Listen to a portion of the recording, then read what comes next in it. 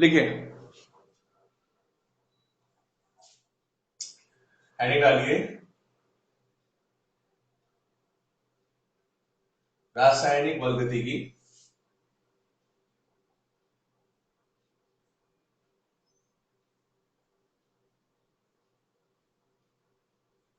रसायन विज्ञान की वह शाखा, रसायन विज्ञान की वह शाखा जिसके अंतर्गत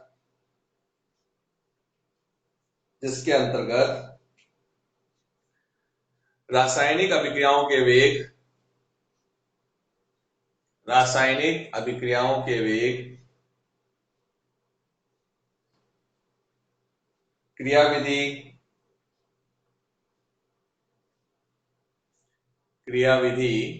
तथा इन्हें प्रभावित करने वाले कारकों का अध्ययन किया जाता है। इन्हें प्रभावित करने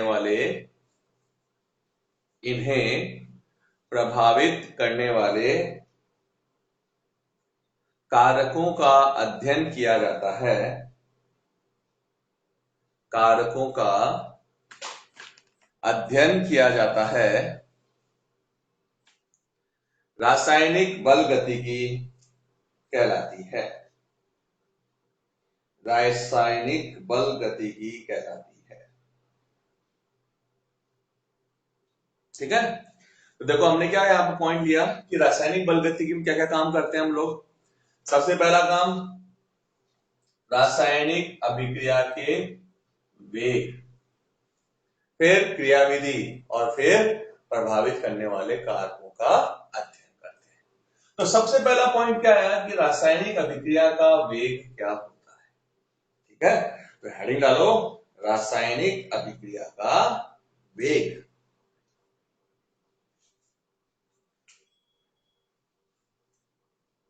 देखो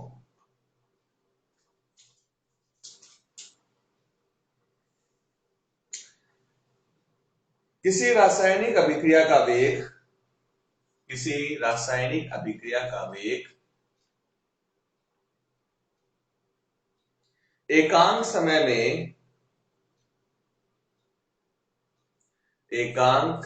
में किसी अभिकारक अथवा उत्पाद की सांद्रता में, किसी अभिकारक अथवा उत्पाद की सांद्रता में परिवर्तन होता है। अभिकारक अथवा उत्पाद की सांद्रता में परिवर्तन होता है। ठीक है, तो रासायनिक अभिक्रिया वेग क्या है अपने पास, एकांक समय में अभिकारक अथवा उत्पाद की सांद्रता में परिवर्तन। वेग बराबर delta c upon delta T.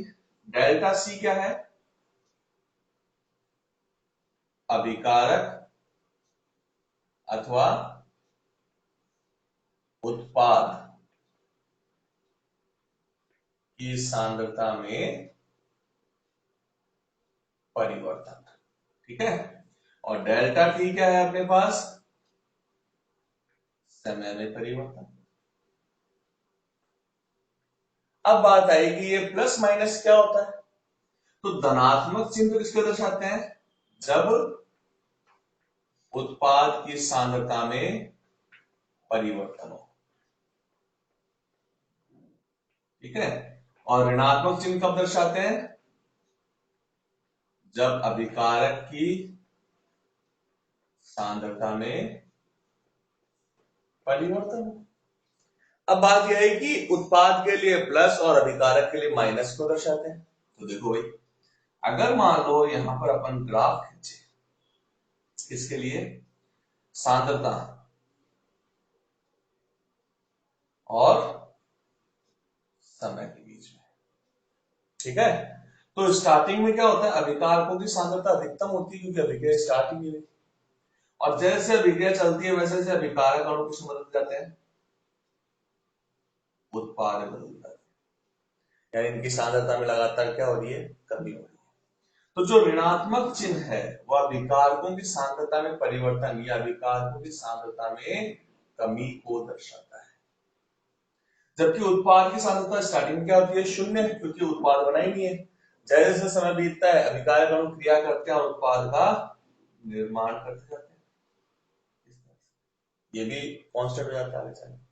ठीक है, तो यहां पर जो उत्पाद की सांद्रता है उसमें क्या हो रही है, लगातार वृद्धि हो रही है।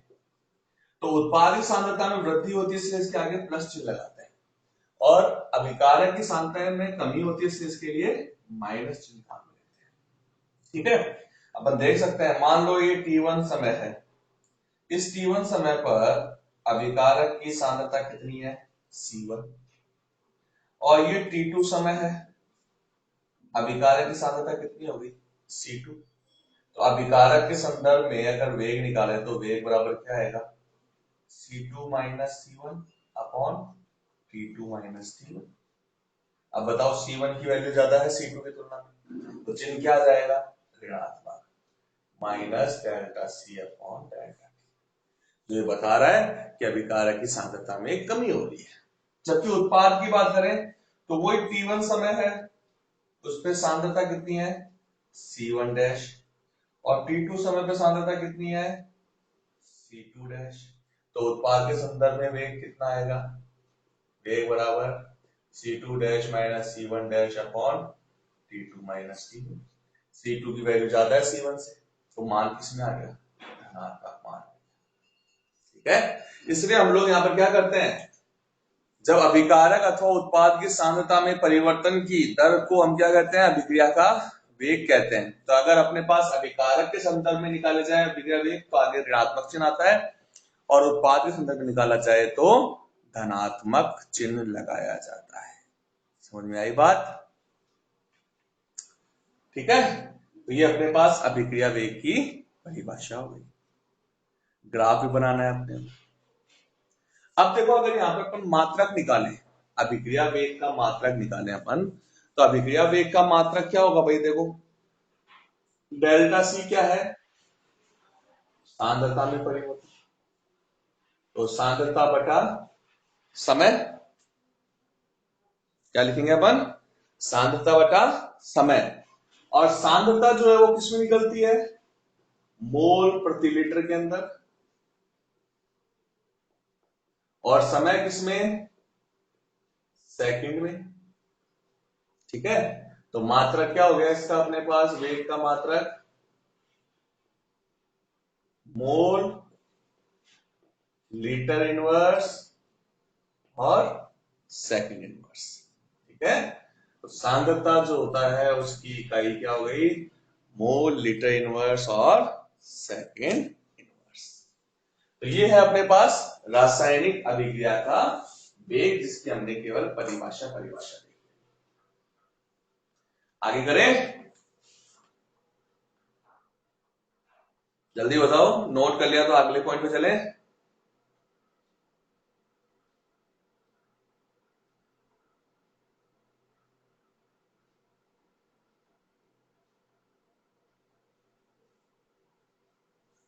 ओके, अब आगे लिखो, यह दो प्रकार का, दो क्या तीन लिखो, यह सामान्यतः तीन प्रकार का होता है। क्या चीज, अभिक्रिया का वेग। अभिक्रिया का वेग तीन प्रकार का हो सकता है या होता है। फर्स्ट फर्स्ट औसत वेग, फर्स्ट औसत वेग।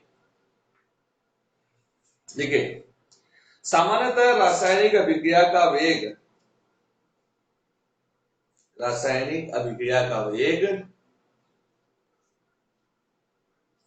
औसत वेग ही होता है, औसत वेग ही होता है। अर्थात किसी रासायनिक अभिक्रिया में उपस्थित किसी रासायनिक अभिक्रिया में उपस्थित अभिकारक अथवा उत्पाद की अभिकारक अथवा उत्पाद की सांद्रता में अभिकारक अथवा उत्पाद की सांद्रता में प्रति इकाई समय में होने वाले परिवर्तन को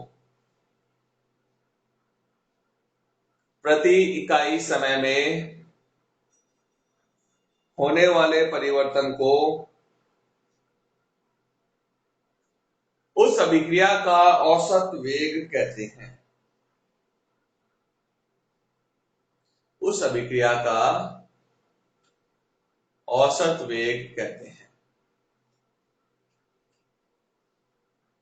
ठीक है, तो जो अभिक्रिया वेग की डेफिनेशन थी वही क्या है, औसत वेग की डेफिनेशन। तो क्या लिखेंगे, अभिक्रिया का औसत वेग बराबर plus minus delta c upon delta T.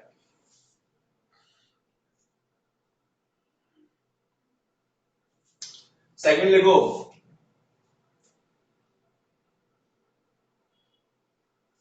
तात्क्षणिक या तात्कालिक तात्क्षणिक या तात्कालिक अभिक्रिया वेग।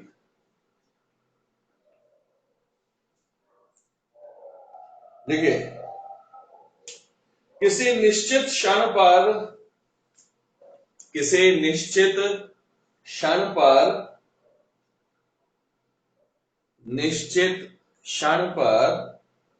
अभिक्रिया का वेग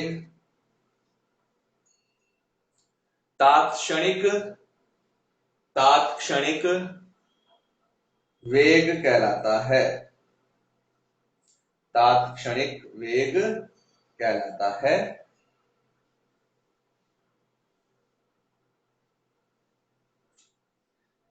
किसी समय विशेष पर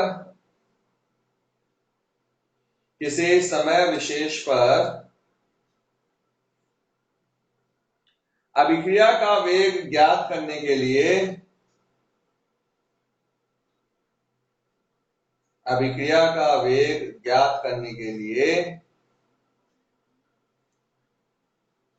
उस बिंदु पर स्पर्श रेखा खींचते हैं।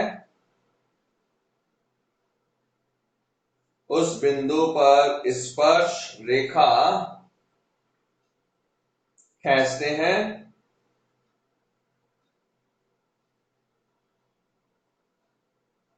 और स्पर्श रेखा का ढाल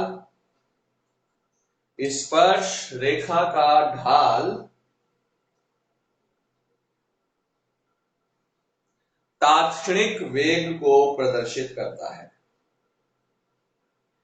स्पर्श रेखा का ढाल तात्क्षणिक वेग को प्रदर्शित करता है। तात्क्षणिक वेग को प्रदर्शित करता है।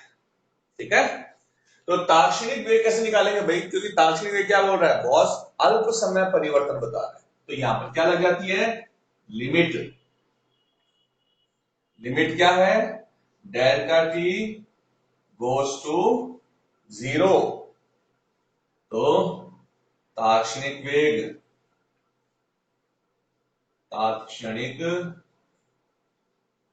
अभिक्रिया वेग बराबर plus minus d c upon d t, यानी सांद्रता में सूक्ष्म परिवर्तन बटा समय में सूक्ष्म परिवर्तन। कैसे भाई, मान लो मेरे को यहां से जो है कहां जाना है, स्कूल जाना है, और मेरे घर से स्कूल का रास्ता जो है कितना किलोमीटर है, मान लो मेरे पास 2 किलोमीटर का रास्ता है।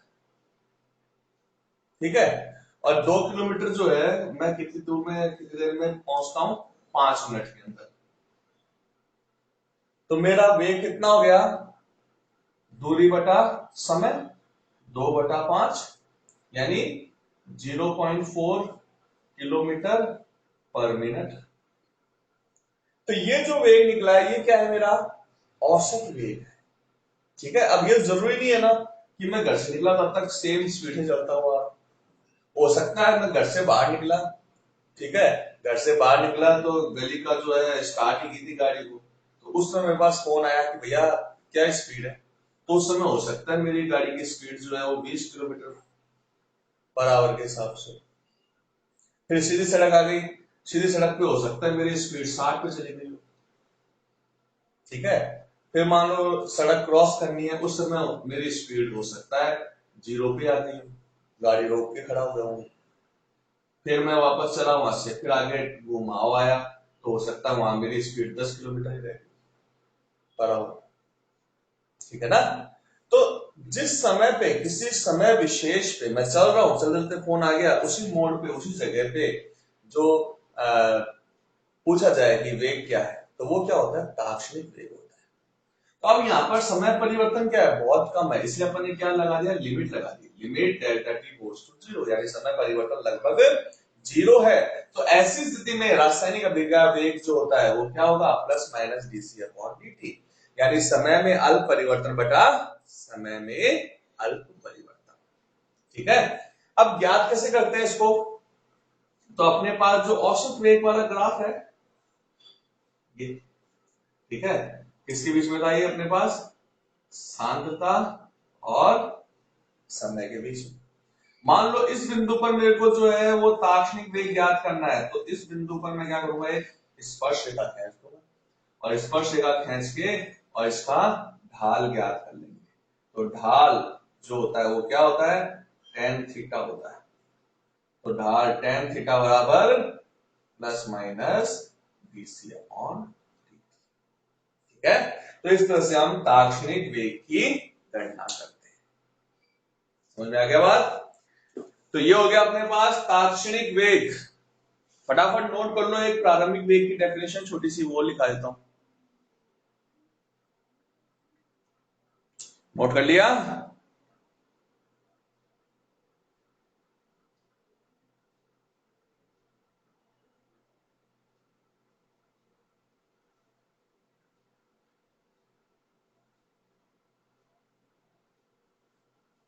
ओके, अब लिखो प्रारंभिक वेग।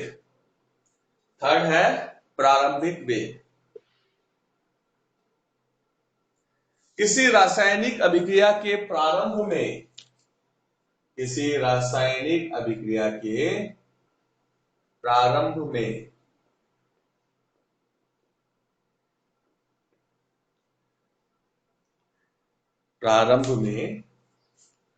अभिक्रिया का वेग, अभिक्रिया का वेग प्रारंभिक वेग कहलाता है, प्रारंभिक वेग कहलाता है। आप सब जानते हो कि अभिक्रिया प्रारंभ हुई है तो उस समय कुछ चेंजेस तो होते नहीं है, ठीक है ना। तो उस कंडीशन में उत्पाद का निर्माण होगा नहीं, केवल अभिकारक अभिकारक होगा। तो उस समय जो अभिक्रिया वेग होता है उससे क्या कहते हैं, प्रारंभिक वेग कहते हैं। तो ये हो गया अपने पास रासायनिक अभिक्रिया वेग और उसके प्रकार। नेक्स्ट क्लास में हम लोग क्या करेंगे, अभिक्रिया वेग एवं स्टोइकियोमेट्री संबंध